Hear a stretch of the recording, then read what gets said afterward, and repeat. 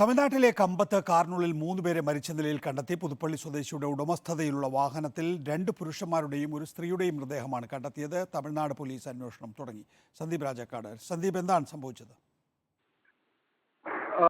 തമിഴ്നാട് കമ്പത്തിന് സമീപമാണ് ഈ കാറിനുള്ളിൽ 3 പേരെ മരിച്ച നിലയിൽ കണ്ടെത്തിയിരിക്കുന്നത്. റോഡ് വശത്തോട് ചേർന്ന് കമ്പംമെട്ടിലേക്ക് കയറി വരുന്ന റോഡിന് സമീപത്തായിട്ടുള്ള പുളിമരത്തിന് സമീപം നിർത്തിയിട്ടിരുന്ന വാഹനത്തിൽ 3 പേർ മരിച്ച നിലയിലാണ് കണ്ടെത്തിയിരിക്കുന്നത്. ഒരു സ്ത്രീയും 2 പുരുഷന്മാരും അടങ്ങുന്നതാണ് എന്നാണ് മനസ്സിലാക്കുന്നത്. എന്തായിരുന്നാലും ഒരു കുടുംബത്തിലെ ആളുകളാണ് എന്നുള്ളതാണ് പ്രാഥമികമായി തമിഴ്നാട് പോലീസിൽ നിന്ന് നമുക്ക് ലഭിക്കുന്ന വിവരം.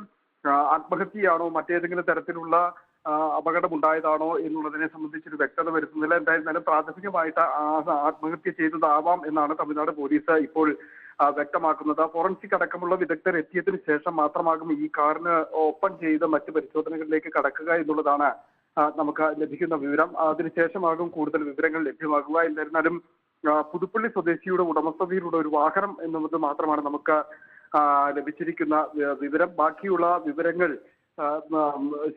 പോലീസ് ശേഖരിച്ച് വരികയാണ്.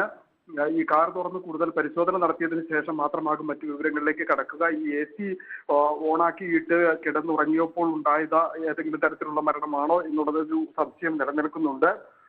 അതുകൊണ്ട് തന്നെ കൂടുതൽ പരിശോധന നടത്തിയതിനു ശേഷമേ കൃത്യമായി ആത്മഹത്യയാണോ മറ്റേതെങ്കിലും തരത്തിലുള്ള മരണമാണോ എന്നതിനെ സംബന്ധിച്ച് കൃത്യമായി വിവരം നൽകാൻ കഴിയൂ എന്നാണ് മനസ്സിലാക്കുന്നത്.